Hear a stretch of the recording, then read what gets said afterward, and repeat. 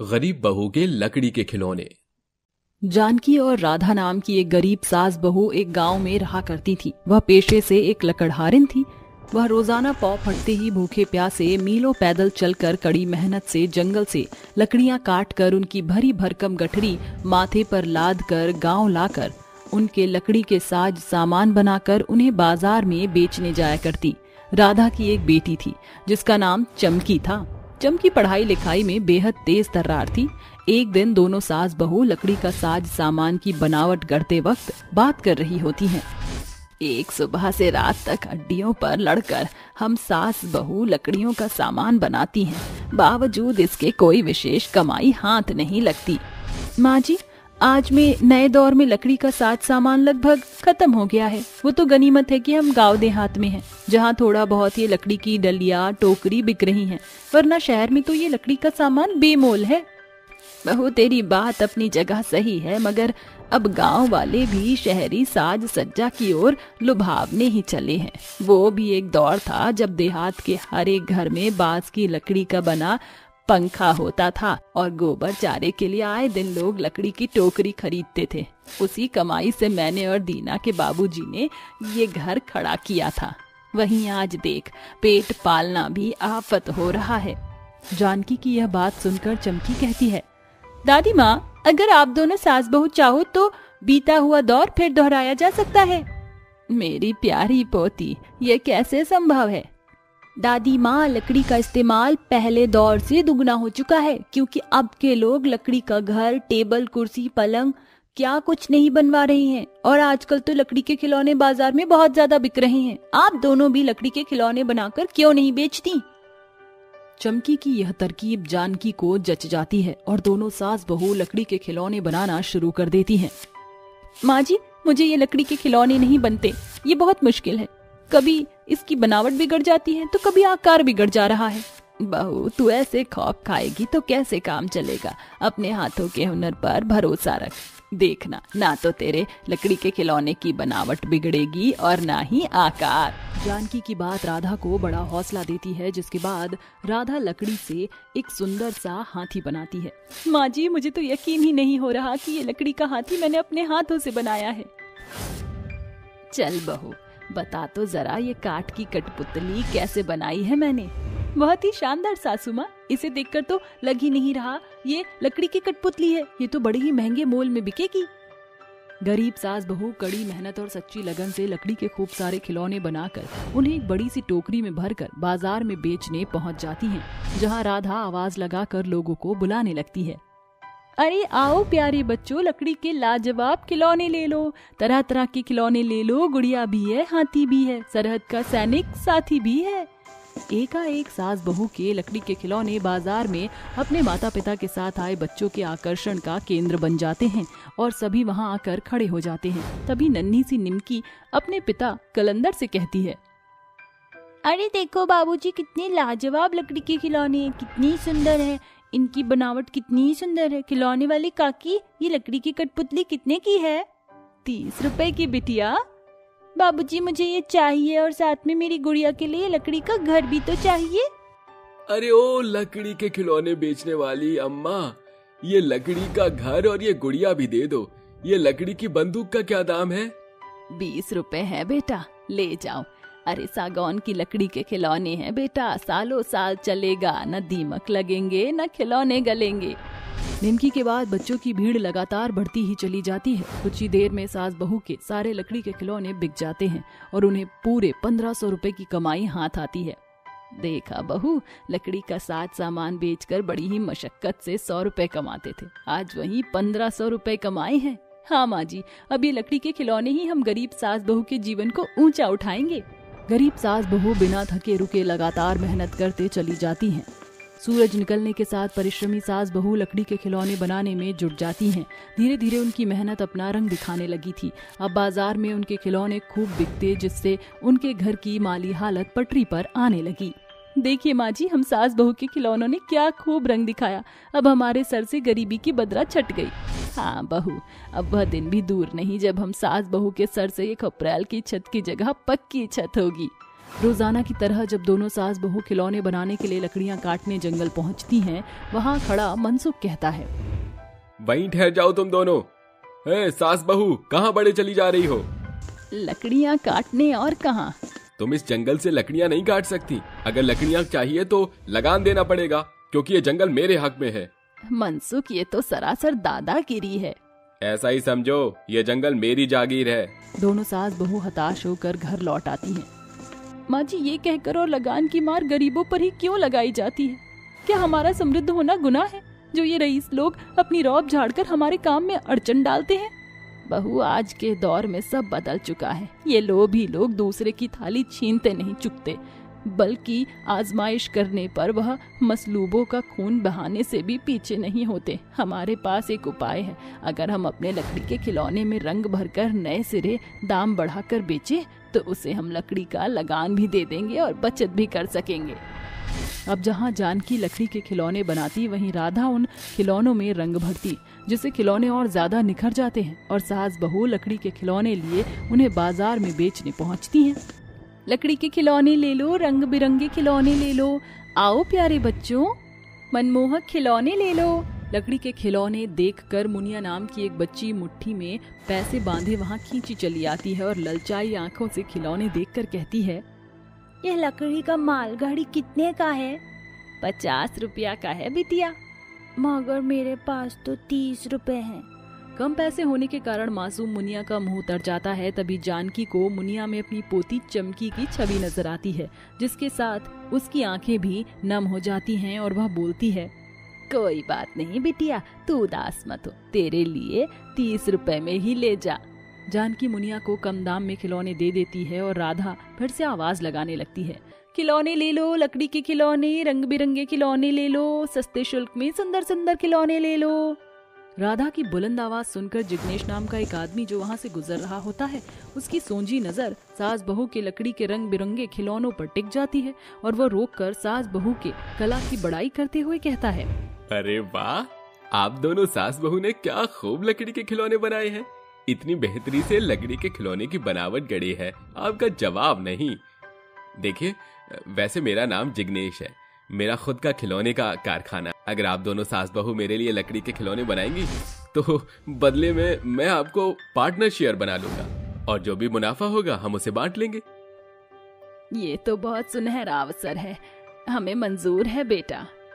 उस रोज से दोनों सास बहू जिग्नेश के लिए लकड़ी के खूब सारे खिलौने बनाने लगती हैं। बदले में उन्हें मोटा मुनाफा होता है और उस रोज के बाद से सास बहू को पीछे मुड़कर देखने की जरूरत नहीं पड़ती। बिलासपुर गांव में रहने वाली बूढ़ी भागीरथी अपने 9 साल की पोती निम्मी के संग एक कच्चे मढ़ई में दिन काट रही थी, जिसकी दीवार कब ढह जाए इसका कोई पता नहीं था। मढ़ई के ऊपर छप्पर की छत चढ़ी हुई थी। जब से भागीरथी ने अपने बेटे और बहू को खोया था, ऐसा कोई दिन खाली नहीं गया जिस रोज उस बदनसीब बूढ़ी की पलकें भीगी नहीं थी। निम्मी बिटिया, भीतर से किवाड़ बंद कर ले, मैं काम पर जा रही हूँ। ठीक है दादी माँ, आराम से जाना। इसी के साथ भागीरथी माखन सिंह की हवेली की ओर बढ़ जाती है। भागीरथी वहां झाड़ू बर्तन करके बड़ी परेशानी झेलकर 2 वक्त का रूखा सूखा भोजन जुटाने भर काम करती थी। नन्ही निम्मी भी अपनी दादी के दुखों को भली भांति देखकर परख पाती थी।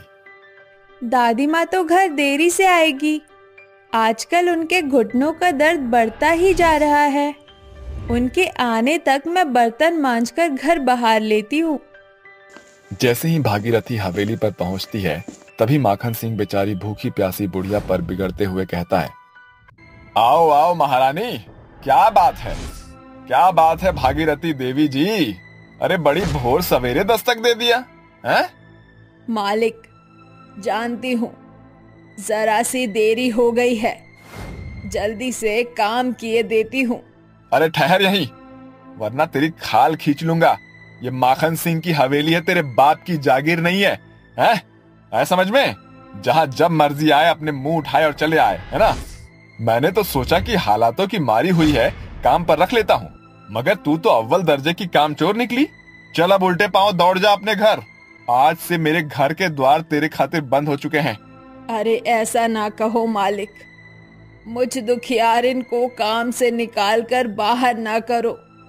वरना मेरे घर का चूल्हा जलने पर भी आफत पड़ जाएगी। मेरी नन्ही पोती भूख से मर जाएगी। अब तो चाहे गिड़गिड़ा मगर माखन सिंह का दिल नहीं पिघलने वाला। समझ में आया? ठीक है मालिक, मुझे 15 रोज का मेहनताना ही दे दो। मैं तुझे एक पाई नहीं दूंगा। चल भाग जा यहाँ से।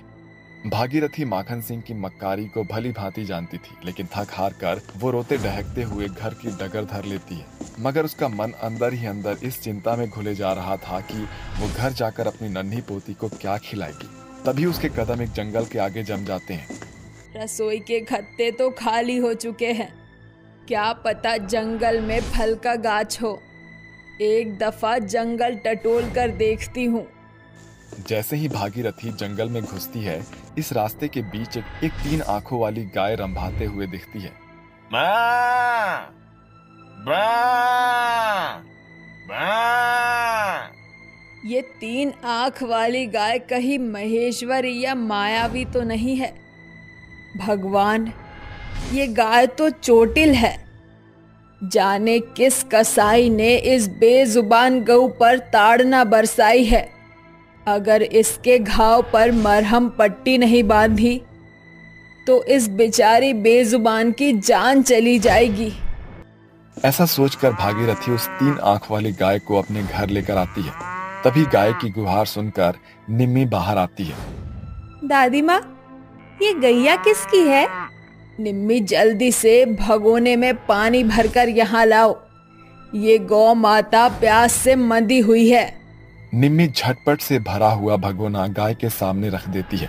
गाय भरपेट पानी पीकर थसकर मारकर बैठ जाती है, जिसके बाद भागीरथी उसके घाव पर लेप तैयार करके लगा देती है। कई घंटे गुजर जाते हैं। गौ माता, देखो अंधियारा घिर गया है, अब आपको जाना होगा। मेरे घर की माली हालत बेहद दुबली है, ऐसे में मैं गरीब आपको रख पाने में असमर्थ हूँ। ऐसा सुनकर उस गाय के तीनों आंखों से आंसू उमड़ आते हैं, मानो वो 3 आंख वाली गाय भागीरथी की भाषा समझ गई हो।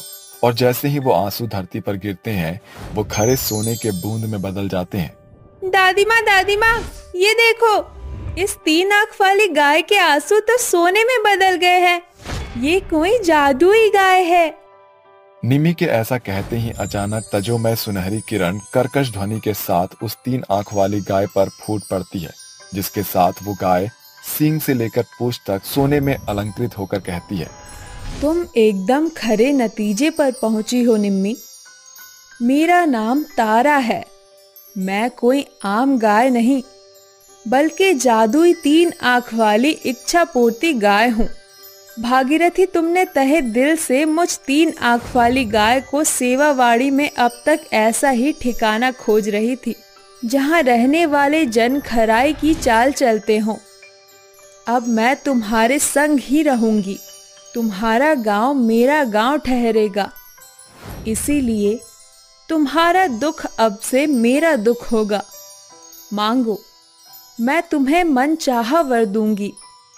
सुनो जादुई सोने की 3 आंख वाली गाय, क्या तुम मुझे जलेबी दे सकती हो? मुझे रसीली मीठी जलेबी खाने का बड़ा मन है। निम्मी, तुम्हें जो चाहिए मेरे कान में कह दो, तब वो मेरे जादुई तीसरे आंख से पूरा हो जाएगा। जैसे ही उस 3 आंख वाली जादुई गाय के कान में जलेबी की मांग करती है, तारा गाय अपनी तीसरी आंख से जलेबी से भरा एक बड़ा हांडी उसके सामने प्रकट करती है, जिसे देखकर निम्मी की आंखें चमक उठती हैं।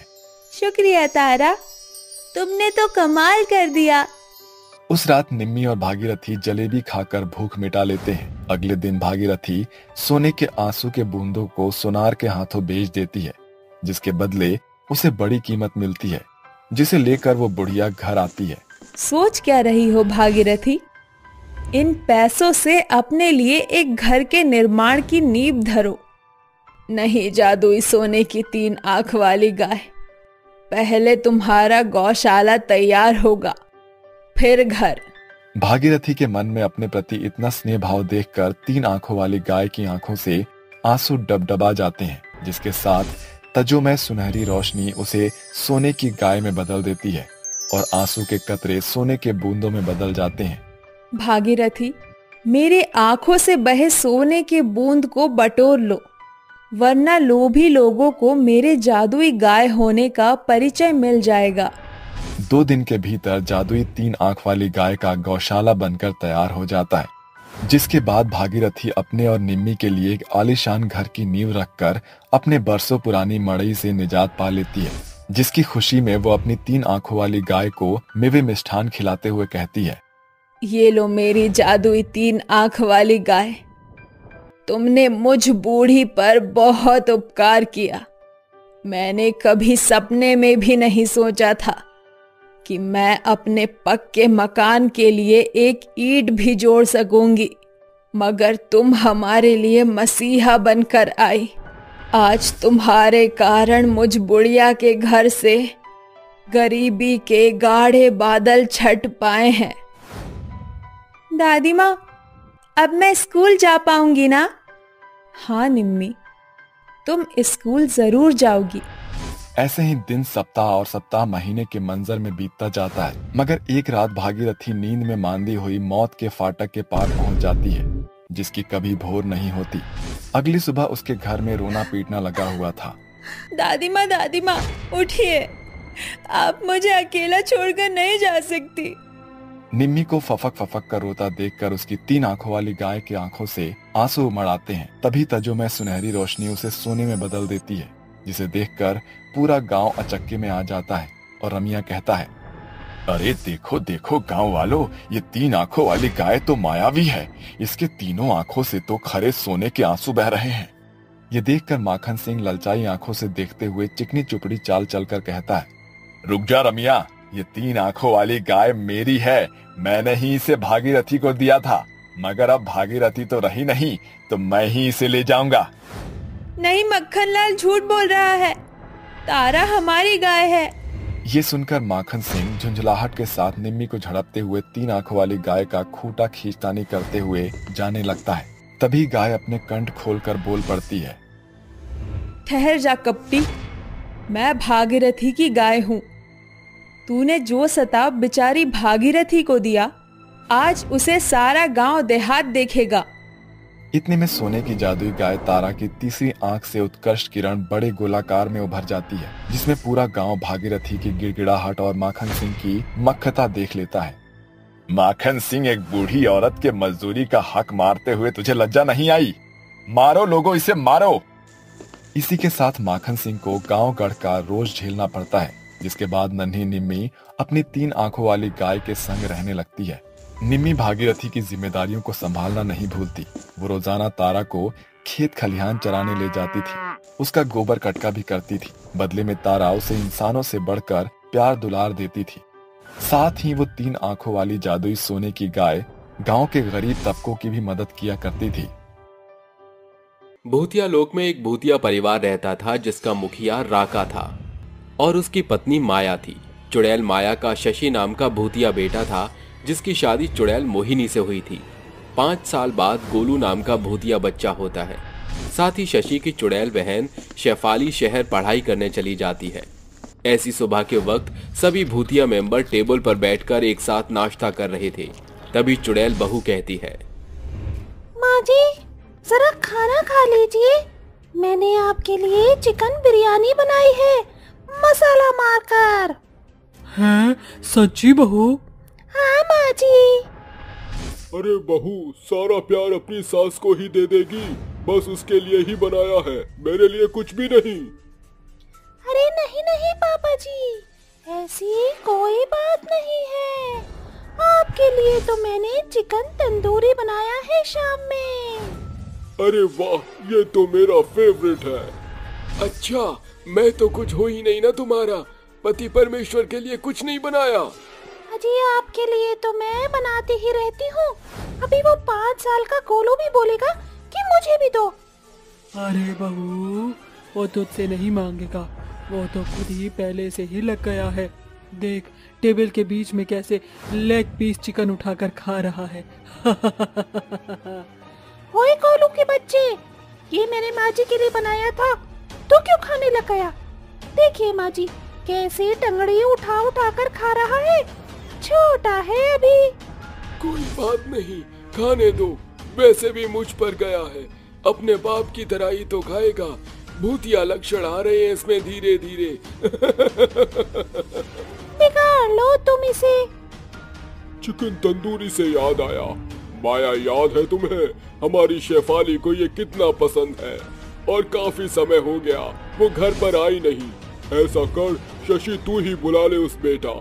हाँ, ये आपने ठीक कहा, कब से मेरी चुड़ैल बेटी आई नहीं है। आप चिंता मत कीजिए, मैं शाम तक उसको बुला लूंगा, अभी कॉल कर देता हूँ। ये कहते ही भूतिया शशि अपनी बहन को कॉल कर देता है और बोलता है, अरे चुड़ैल बहन, कब आ रही है तू? तेरे इंतजार में आज तेरी भाभी ने तेरा पसंदीदा बटर चिकन बनाया है। चल शाम को आजा तो कुछ और भी बन जाएगा। अरे भैया, आपने तो मेरे दिल की बात छीन ली। मैं रास्ते में ही हूँ, जल्दी से उड़कर आपके पास आ जाऊंगी। ठीक है शेफाली। माँ, शेफाली आ रही है, मोहिनी तुम उसके लिए कुछ अच्छा बना लेना। जी शशि जी। कुछ देर बाद उसकी चुड़ैल नंद आ जाती है, जिसे देखकर पूरा भूतिया परिवार खुश हो जाता है और मोहिनी उसे नींबू पानी लाकर देती है और कहती है, आफा भाभी, आपको समझ नहीं आता है क्या? पिछली बार भी तो आई थी तो बोला था कि वो नींबू पानी मत देना। अरे मुझे जूस वगैरह दीजिए ताकि मेरी स्किन अच्छी रहे। सिर्फ नींबू पानी से मेरी थकान थोड़ी ना हटेगी। ठीक है दीदी, मैं अभी ले आती हूँ। ये कहने के बाद मोहिनी अपनी चुड़ैल नंद के लिए फ्रेश जूस लेकर आती है। अगले दिन चुड़ैल मोहिनी जब घर की सफाई कर रही थी तो बिस्तर को साफ करने के लिए वो शेफाली के लैपटॉप को भी उठाकर साफ कर देती है।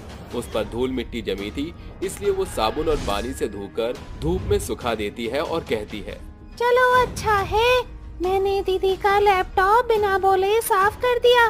अब वो देखेंगी तो खुश हो जाएंगी।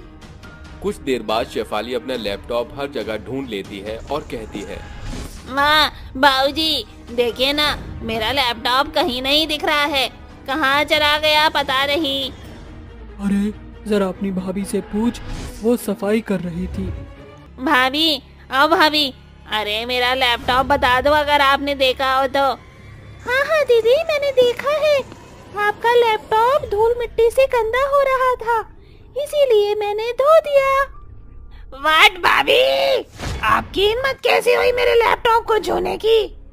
माँ, इन्होंने आग लगा दी, मेरे लैपटॉप में बर्बाद कर दिया उसे धोकर। ए पागल चुड़ैल औरत! अरे बेटा, इतना चिल्ला क्यों रही है? क्योंकि माँ ये मेरी तरह शहर नहीं गई तो इन्हें शहर की चीजों का क्या पता होगा। अरे लैपटॉप ऐसे साफ नहीं होता, वो ब्लोअर मशीन से ही साफ होता है। लेकिन गांव की औरतों को कहाँ समझ आई ये बात? पता भी है कितना महंगा आता है भाभी। चुड़ैल नंद की कड़वी बातें सुनकर मोहिनी की आंखों में आंसू आ जाते हैं और वो कहती है, माफ कर दीजिए, मुझे नहीं पता था कि लैपटॉप किसी मशीन से साफ करते हैं, मुझे माफ कर दीजिए। आगे से मेरी चीजों को छूने से पहले भाभी 10 बार सोच लेना और 3 बार पूछ लेना। मूड खराब करके रख दिया मेरा। बहू, तुझ में अकल नहीं है क्या? तुझे नहीं पता मेरी बेटी शहर से आई है तो शहर का सामान होगा, और जब तू शहर की चीजों को जानती नहीं है तो छूना जरूरी था?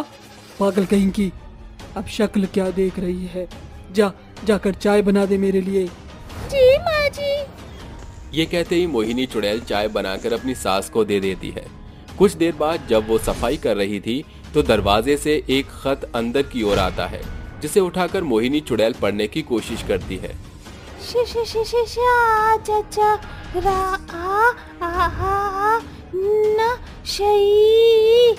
क्या लिखा है? समझ में नहीं आ रहा। तभी अपनी भाभी को हाथ में लेटर पढ़ते हुए देखकर चुड़ैल नंद उसके हाथ से लेटर छीन लेती है और कहती है, भाभी ये सब क्या है? हिम्मत कैसे हुई फिर से मेरा सामान छूने की? दीदी मुझे नहीं पता था कि आपका है ये, इसलिए मैं पढ़ने की कोशिश कर रही थी ताकि जिसका नाम हो उसको दे सकूं। तुम जैसी गांव की गवार चुड़ैल को शहर की चीजें पढ़नी नहीं आती तो क्या ही पढ़ोगी? दीदी आप बार बार ऐसे क्यों बोलती हो? मुझे 4th क्लास मैंने पढ़ी है, पास की है मैंने। तुम्हारे गांव की 4th क्लास और मेरा ग्रेजुएशन, वो भी शहर से, जमीन आसमान का फर्क है। क्यों बार बार मुझसे बेइज्जत होने के लिए आ जाती हो? ऐसा कहकर शेफाली अपने कमरे में चली जाती है। वक्त गुजरता है।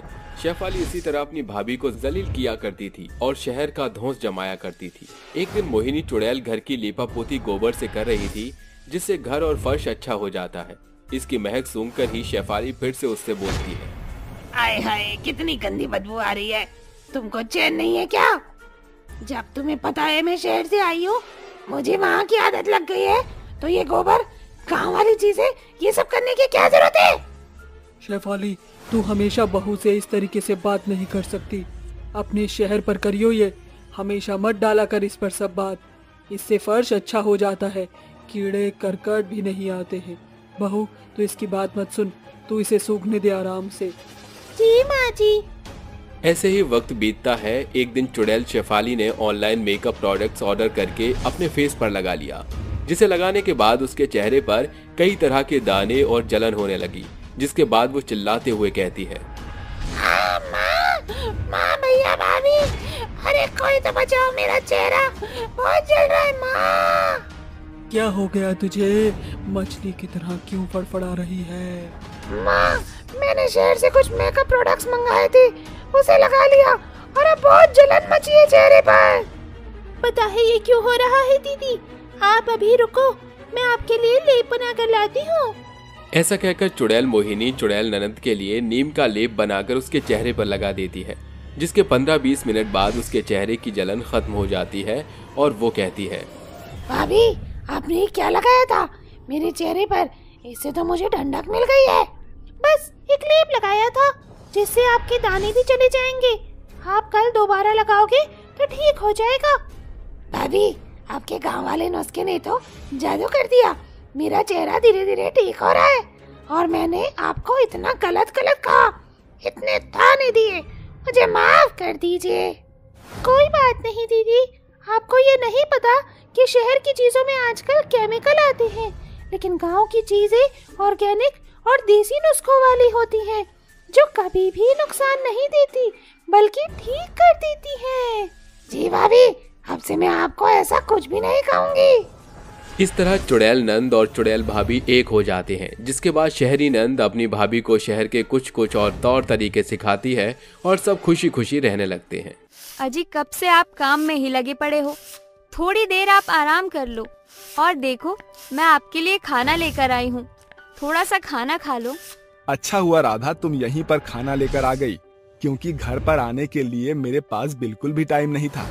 मेरे पास अभी बहुत सारा काम पड़ा है और मुझे सारा काम करना है। ये तो है एक कारपेंटर, बहुत ज्यादा बिजी रहता है। उसे ना तो अपनी पत्नी के लिए थोड़ा सा समय होता है और ना ही अपने बेटे के लिए। वैसे आप इतने सारे खिलौने बना रहे हो, तो क्यों ना एक खिलौना अपने बेटे के लिए भी बना लो। हाँ मैं जानता हूँ राजू आजकल मुझसे बहुत ज्यादा नाराज है, इसलिए मैंने पहले ही उसके लिए एक लकड़ी का हेलीकॉप्टर बनाया है। ये देखो कैसा लग रहा है ये। अरे वाह, ये तो बहुत खूबसूरत है। चलिए इसे मुझे दे दीजिए, जब तक आप आएंगे तब तक तो बेचारा सो ही जाता है। मैं उसे ये दे दूंगी और वो इससे खेल लेगा। राधा अपने पति भूपेंद्र को खाना खिलाकर उससे लकड़ी से बना हुआ हेलीकॉप्टर का खिलौना लेकर वापस घर लौट आती है, जिसके बाद भूपेंद्र लकड़ी से कई सारे खिलौने बनाने लगता है। भूपेंद्र एक साथ ऑर्डर का काम किया करता था। उसके हाथ में बहुत सफाई थी, जिसके चलते ज्यादातर लोग उसी से काम करवाया करते थे। घर लौटने के बाद, अरे बेटा राजू, कहाँ पर हो तुम? जल्दी से यहाँ पर आओ, देखो मैं तुम्हारे लिए क्या लेकर आई हूँ। राजू अपनी माँ के पास आता है और कहता है, जरा दिखाओ तो सही माँ, आप मेरे लिए क्या लेकर आई हो।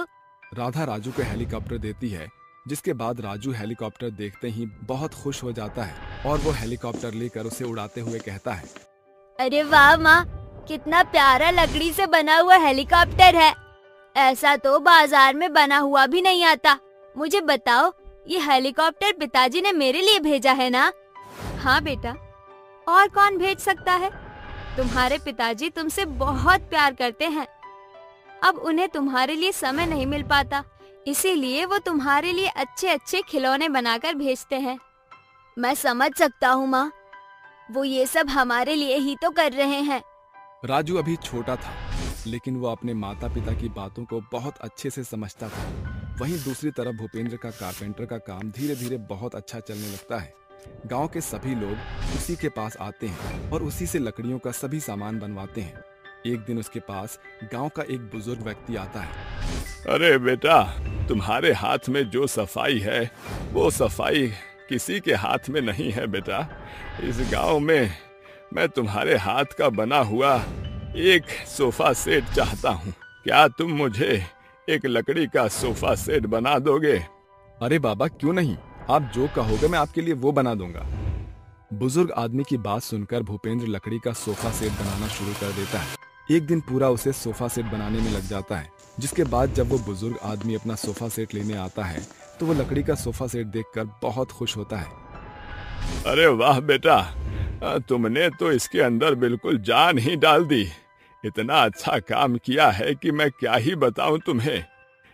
ये लो तुम्हारी मेहनत के पैसे। ऐसे ही आगे तुम बहुत तरक्की करते रहो बेटा। भगवान तुम्हारा भला करे। वो आदमी भूपेंद्र को उसकी कमाई का पैसा देकर कुछ आदमियों के द्वारा सोफा सेट को वहां से अपने घर पहुंचा देता है। ये सब गांव के कुछ कारपेंटर देख लेते हैं, जिसके बाद वो कारपेंटर आपस में बात करने लगते हैं। अरे जब देखो गांव का हर व्यक्ति इसी भूपेंद्र के बच्चे के पास ही जाकर काम करवाता है। एक तो ये भूपेंद्र का बच्चा लकड़ियों के इतने प्यारे प्यारे खिलौने बनाता है कि इतने प्यारे प्यारे खिलौने बनाना हमारे बस की बात ही नहीं है। लेकिन ये अपनी कलाकारी के चलते हमारे पेट पर लात मार रहा है। अगर ऐसा ही चलता रहा तो एक दिन हम सभी सड़क पर आ जाएंगे। भूपेंद्र के इतने अच्छे काम से गांव के सभी कारपेंटर बहुत ज्यादा चिढ़ने लगे थे उससे। वहीं भूपेंद्र रोज नए नए प्रकार के खिलौने बनाना शुरू करता है। कभी वो ट्रक बनाता है, तो कभी हवाई जहाज, तो कभी वो एक उड़न तश्तरी बनाता है, तो कभी लकड़ी की गुड़िया बनाता है। गांव के सभी बच्चे उसके हाथ से बने हुए लकड़ी के खिलौनों से बहुत ज्यादा खुश होते हैं, जिसके चलते वो पूरे गांव में फेमस हो जाता है। एक दिन शहर से उसके पास एक बहुत बड़ा ऑर्डर आता है। देखो, तुम्हारा नाम मैंने बहुत सुना है, सबकी जुबान पर तुम्हारा ही नाम है। तुम्हारे जैसा काम कोई नहीं करता, इसलिए हम तुम्हें एक बहुत बड़ा ऑर्डर देने आए हैं। हम एक नई कंपनी की शुरुआत कर रहे हैं, जिसके लिए हमें अलग अलग प्रकार के फर्नीचर चाहिए। क्या तुम इतना बड़ा ऑर्डर लेना चाहोगे? अरे हाँ, क्यों नहीं, मैं मेहनत करने से कभी पीछे नहीं हटता। ये लो 50 लाख रुपए एडवांस, बाकी के 50 लाख रुपए तुम्हें काम पूरा होने पर मिल जाएंगे। इतना सारा पैसा देखते ही भूपेंद्र की आंखें खुल जाती है और उसे कुछ समझ ही नहीं आता। वो रंजीत उसे पैसे देकर वहां से चला जाता है, जिसके बाद वो इतना सारा पैसा देखकर सोचता, अरे वाह, मेरी तो लॉटरी लग गई। मुझे नहीं पता था कि कारपेंटर के काम में इतना सारा पैसा भी कमा पाऊंगा। अब मुझे समय व्यर्थ नहीं करना चाहिए और समय से जंगल में जाकर ढेर सारी लकड़ियों को काट कर ले आनी चाहिए। भूपेंद्र अपना ट्रक चलाता हुआ जंगल में पहुंच जाता है, जिसके बाद वो सुबह से शाम तक ढेर सारी लकड़ियां काटता है। देखते ही देखते उसका पूरा ट्रक लकड़ियों से भर जाता है और वो रात होते होते ट्रक को वापस अपने दुकान के पास लेकर आ जाता है और ट्रक को अपने दुकान के बाहर खड़ा करके घर चला जाता है। कल से मैं इन सभी लकड़ियों से अच्छे अच्छे फर्नीचर बनाना शुरू कर दूंगा, ऐसा सोचकर वो अपने घर पहुंच जाता है। वहीं दूसरी तरफ गांव के सभी कारपेंटर इतनी सारी लकड़ियां देखकर और ज्यादा जल भुन जाते हैं, क्योंकि उनके कानों में भूपेंद्र को मिले हुए ऑर्डर वाली बात पहुंच जाती है। आखिर ऐसा कैसे हो सकता है? यहाँ दिन के 100 रुपए की भी कमाई नहीं हो रही है और ये 2 कौड़ी का आदमी लाखों रुपए में खेल रहा है। हमें ये सब रोकना होगा। मैं तो कहता हूँ लगा देते हैं इसकी लकड़ी के पूरे ट्रक में आग। ना रहेगा बांस, ना बजेगी बांसुरी। जब उसके पास लकड़ियां ही नहीं होगी तो ये काम कैसे करेगा? तुम बिल्कुल सही कहते हो, हमें इसके ट्रक में आग ही लगा देनी चाहिए। मोहन और रविदास दोनों मिलकर भूपेंद्र के ट्रक में आग लगा देते हैं। इसके बाद एक एक करके भूपेंद्र के ट्रक की सारी लकड़ियां जलने लगती। अगले दिन जैसे ही सवेरा होता है, भूपेंद्र अपना ऑर्डर पूरा करने के लिए दुकान के पास पहुंचता है। जहां वो अपने ट्रक को देखता है, उसके ट्रक में मौजूद सारी लकड़ियां जल चुकी थी। हे भगवान, ये क्या हो गया? मैं तो लुट गया, मैं तो बर्बाद हो गया। मेरी सारी लकड़ियां कैसे जल गई? अब मैं अपना ऑर्डर कैसे पूरा करूंगा? भूपेंद्र को कुछ समझ नहीं आता। तभी उसकी नजर ट्रक के अंदर पड़ी लकड़ी के एक टुकड़े पर पड़ती है जो कि बिल्कुल सही सलामत होती है। ऐसा कैसे हो सकता है? पूरे ट्रक की सारी लकड़ी तो जल गई है, लेकिन ये लकड़ी का टुकड़ा अभी भी बचा हुआ है। यह तो एकदम चमत्कार की तरह है। भूपेंद्र लकड़ी को उठाता है और अपनी दुकान में ले जाता है। मुझे लगता है कि मुझे वो सारे पैसे वापस लौटाने होंगे। एक काम करता हूँ, अब और नहीं तो इस लकड़ी से थोड़े से बच्चों के लिए खिलौने ही बना देता हूँ। भूपेंद्र उस लकड़ी से एक सुंदर सी जेसीबी मशीन बनाता है। देखते ही देखते लकड़ी की जेसीबी मशीन अचानक से हकीकत की जेसीबी मशीन बन जाती है। अरे ये क्या? इस लकड़ी से बनाया हुआ खिलौना एकदम असली का बन गया। भूपेंद्र को कुछ समझ नहीं आता, जिसके बाद भूपेंद्र उस लकड़ी के टुकड़े से एक लकड़ी की गुड़िया बनाता है। देखते ही देखते वो लकड़ी की गुड़िया भी हकीकत की गुड़िया बन जाती है। अरे बाप रे, आखिर ये सब कैसे हो रहा है? तभी लकड़ी में से आवाज आती है, डरो मत, मैं एक जादुई लकड़ी हूँ और तुम मुझे एक भले आदमी लगते हो। तुम मेरी लकड़ी से जो भी बनाओगे वो हकीकत में बदल जाएगा। मुझे तो यकीन ही नहीं होता कि एक लकड़ी भी भला बोल सकती है, ऊपर से तुम जादुई भी हो। देखो, मैं बहुत ही किस्मत वालों को मिलता हूँ और तुम्हें पता है तुम्हारा इतना भारी नुकसान तुम्हारे ही गांव के कुछ कारपेंटरों ने किया है, क्योंकि वो तुमसे बहुत जलते हैं। लेकिन तुम मेरी लकड़ी से अपना ऑर्डर फिर से पूरा कर सकते हो। ये सुनते ही भूपेंद्र को बहुत अफसोस होता है, लेकिन इस बात की खुशी भी होती है कि उसके पास एक जादुई लकड़ी है जिससे वो अपना ऑर्डर पूरा करता है। लेकिन वो जादुई लकड़ी खत्म ही नहीं होती। वो उस लकड़ी से जो भी बनाता था वो सब हकीकत में बदल जाता था। अब भूपेंद्र ऑर्डर पूरा करने के बाद उस जादुई लकड़ी की मदद से बच्चों के ढेर सारे खिलौने बनाता है, जिसके चलते वो उन असली खिलौनों को मार्केट में अच्छी दामों पर बेच देता है, जिसके चलते भूपेंद्र अपने परिवार के साथ खुशी खुशी रहने लगता है। ओह नो, मेरी स्किन कितनी डल हो गई है, मेरे बाल भी कुछ खास नहीं है। कल मुझे माया चुड़ैल की पार्टी में जाना है, थोड़ा मेकअप टचअप तो करना पड़ेगा ना। ऐसा करती हूँ, मैं पार्लर चली जाती हूँ। ये बोलते ही काली चुड़ैल पार्लर में पहुंच जाती है, जहां उसे गोरी चुड़ैल देखकर कहती है, काली अंधेरी रातों की काली चुड़ैल यहाँ अपना मेकअप करवाने आई है, वो भी ब्यूटी पार्लर में। मुझे नहीं लगता उसका मेकअप तुम्हारे फेस पर जचेगा भी। तुम तब भी काली की काली रहोगी, काली चुड़ैल। हाउ डेयर यू, तुम्हारी हिम्मत कैसे हुई मुझे काली बोलने की? जिस काम से आई है उसी से मतलब रखो, मुझसे बोलने की कोशिश भी मत करो। ओह, काली चुड़ैल को देखो, सुलग गई है। तूने फिर से मुझे काली चुड़ैल बोला, अब मैं तुझे नहीं छोड़ूंगी। ऐसा कहते ही काली चुड़ैल गोरी चुड़ैल को मारने लगती है। उसके बाल खींचती है और चांटे मारकर फिर गरम स्ट्रेटनर से उसकी नाक को दबा देती है। तभी गोरी चुड़ैल चिल्लाकर कहती है, अरे राम रे, अरे मैं तो मर गई रे, जला दिया इसने मेरी नाक को और बना दिया मुझे रावण की बहन सूर्पणखा। कोई बचाओ, मेरी जल गई। अब आया ना मजा, तेरी नाक जल गई। अब तेरी नाक मेरी शक्ल जैसी काली हो जाएगी और फिर तुझे लोग जिस नाम से बुलाएंगे वो तू जानती ही है। तुम्हारे क्यों पसीने छूट रहे हैं? चिंता मत करो, तुम्हारे साथ ऐसा नहीं करूंगी, बस बढ़िया सा मेकअप कर दो। अभी करती हूँ मैं। तूने मेरे साथ ये ठीक नहीं किया काली चुड़ैल, इसका बदला मैं तुझसे सूद समेत लूंगी। ऐसा कहकर गोरी चुड़ैल मोहिनी चली जाती है और काली चुड़ैल अपना मेकअप करवाकर पार्टी में चली जाती है। आखिर ये क्या था? ये दोनों चुड़ैल कौन थी और जानी दुश्मन की तरह लड़ क्यों रही थी? ये जानने के लिए आपको कहानी में आगे बढ़ना होगा। भूतिया लोक में अलग अलग प्रकार के कई चुड़ैल और भूत रहा करते थे। कोई मोटा, कोई पतला, कोई भद्दा बदसूर, कोई खूबसूरत, तो कोई जंगली जानवर की भांति थे। इस भूतिया लोक की दो चुड़ैल ऐसी थीं जो अक्सर लड़ाइयाँ करती थी। एक चुड़ैल गोरी थी, मोहिनी, उसे अपने गोरेपन पर बहुत घमंड था। वहीं दूसरी ओर काली चुड़ैल थी, जिसे गोरी चुड़ैल अक्सर उसके कालेपन का मजाक उड़ाकर चिढ़ाया करती थी। काली चुड़ैल रागिनी पार्टी में अपने दोस्तों के साथ थी। वहाँ भी गोरी चुड़ैल अपने दोस्तों के साथ आती है और कहती है, ओह, ये मनूस यहाँ क्यों दिख गई? अभी तो मेरे जले का निशान भी नहीं गया था और इसकी काली शक्ल देख ली, और जिसको बेइज्जत करके मुझे अपने आप को खुश कर देना है। यार ऐसे कैसे तुम सूखे सूखे बातें कर रहे हो? थोड़ा नाच गाना धमाल मचाओ, लगना चाहिए कि तुम्हारे घर पार्टी है। अरे ऐसी बात है तो अभी तुझे नचवाती हूँ। तभी प्रीति चुड़ैल उसे खींच कर ले जाती है और वह नाचती है। मैं नचा पराठे मार के आज तेरे नाल फंक्शन थे, मैं नचा पराठे मार के आज तेरे नाल फंक्शन थे। बहुत नाच रही है ना, नचा पराठे मार के अब देख तेरी शक्ल का मैं क्या हाल करती हूँ। वेटर जरा कोल्ड ड्रिंक लाना। मोहिनी चुड़ैल की बात सुनकर वेटर कोल्ड ड्रिंक लेकर आता है कि मोहिनी अपने पैर से उसे गिरा देती है और वह कोल्ड ड्रिंक उछलकर काली चुड़ैल के मुंह पर आ करती है, जिससे उसका सारा मेकअप सबके सामने खराब हो जाता है और उसकी शक्ल देखकर सारे के सारे कमेंट पास करते हैं। अबे ये क्या जोकर देख लिया मैंने, बिना सर्कस में आए। ये भूतनी कौन सी शक्ल की है? ओहो, ये तो वही है, मैं नचा फर्राटे मार के। देखो तो इसकी काली सी शक्ल हमें लगा तो ये कम काली होगी, लेकिन इसका मेकअप हटने के बाद तो ये गटर जैसी शक्ल लग रही है। ची ची ची ची, कैसी काली सी शक्ल की चुड़ैल है। देखो तो जरा, अपने आप से चलावा कर रही थी, ब्यूटी पार्लर जाकर खुद को नकली में गोरा कर लिया और सबके सामने अपनी बेइज्जती करवा ली। अगर बहन तू अपनी काली शक्ल में भी यहाँ आती तो हम सब तेरे को अपना लेते और पार्टी में आने देते। और तेरा ये जो मेकअप हट गया, बड़ा बुरा लग रहा है मुझे तेरी ये शक्ल देखकर। अरे यार, इसकी गोबर जैसी काली शक्ल हटाओ ना यहाँ से, सारी पार्टी का मूड खराब हो रहा है।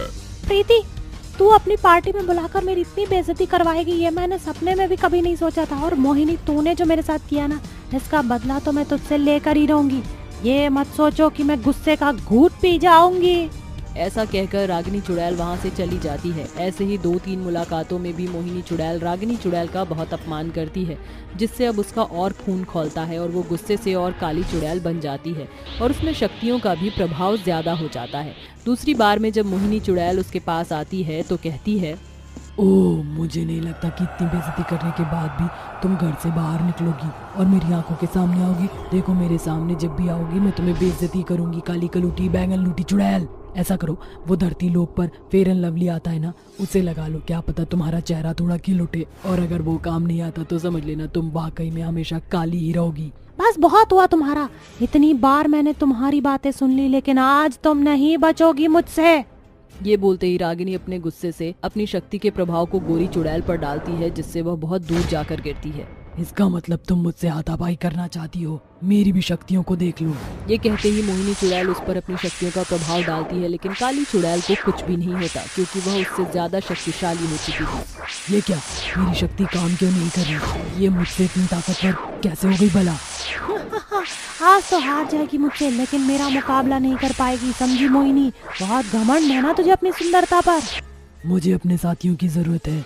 ओ राका शाका काया माया, मुझे तुम्हारी जरूरत है, जल्दी आओ।